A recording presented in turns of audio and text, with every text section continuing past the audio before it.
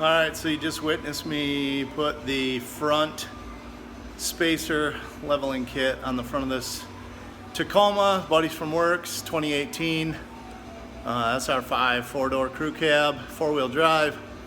So if anybody was paying real close attention, they'll see that I am a retard.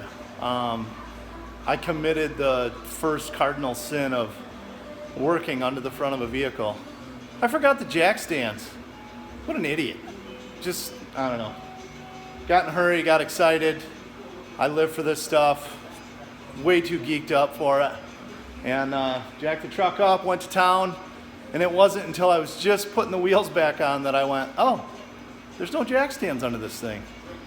What a moron. Anyway, spaces are in. If anybody was paying close attention, they seen that I loosened both the lower and upper control arm bolts. The truck's gonna get in alignment anyway when you're done. They're gonna have to mess with the caster camber.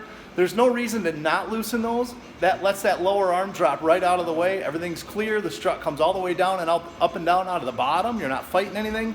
I've done a few of these. I did my wife's 4Runner, which is the same. I did another buddy's 4Runner, which is the same. I've done a couple of these Tacomas.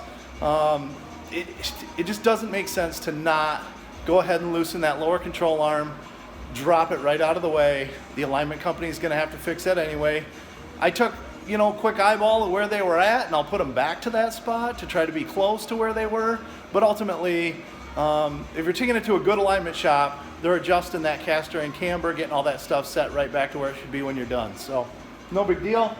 But what I do is I leave them loose until the truck is back on the ground. I bounce the suspension up and down a little bit, and then I'll tighten the bolts when it's sitting on the ground for the upper and lower control arms. That resets the bushings in there.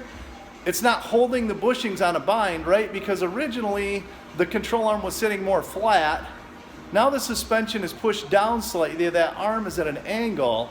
And so if you had left those bolts tight, it's gonna be twisting or holding those bushings all at a bind, which is gonna cause them to wear out prematurely. So take a minute, loosen all those bolts. After you put it back on the ground, bounce the suspension, that's where the truck's gonna be riding now.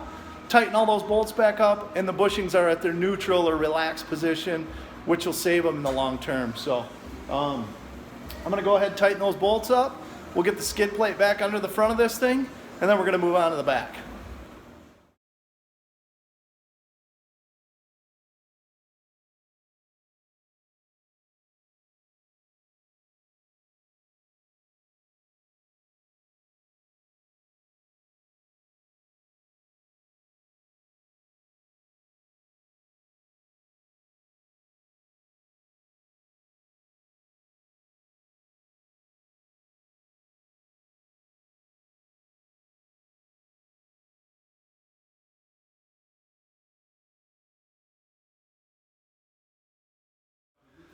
All right, so what I failed to mention, so the guy that has the truck, obviously the truck's got a topper on it, which weighs a little bit more, and he's routinely hauling loads, little trailers, stuff like that. So as opposed to just putting a block in the back to match the front, he wanted something with a little more weight capacity.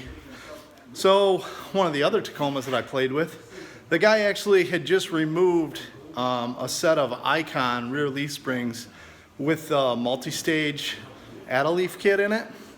In exchange for, he upgraded to some old man Emu springs with extra load capacity, because that truck ended up with a topper and I forget what they call the bed slide deal in it with drawers and whatnot and extra camping gear and stuff. So that truck needed more capacity yet over and above what the Icon Leafs were offering him. So, but the Icon Leafs are going to be a perfect upgrade for this 2018. So we're going to swap these packs out.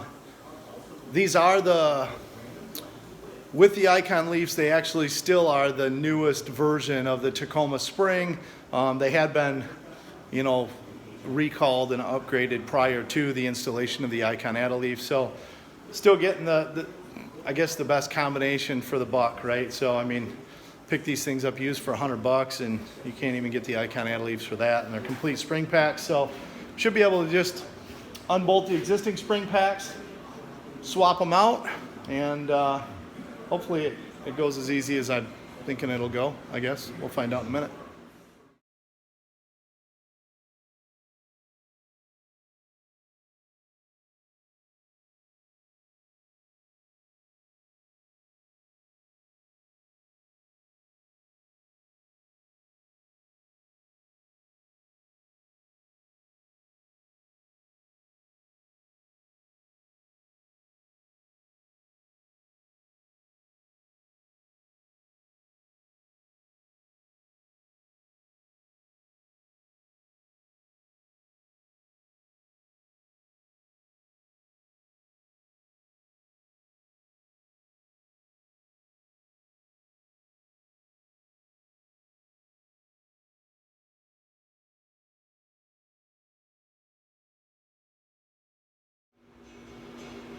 Okay, so I got it back on the ground.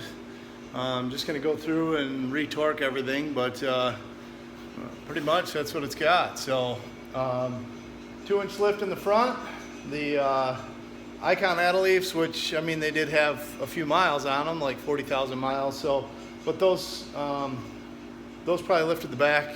Measuring before and after, about 1 inch, 1.25 inches. But gives it a nice level stance with his topper on there. So I guess we'll have to see if he decides that he's doing much hauling, if he wants that nice level look that it has, or if he's still going to want to bump that back up.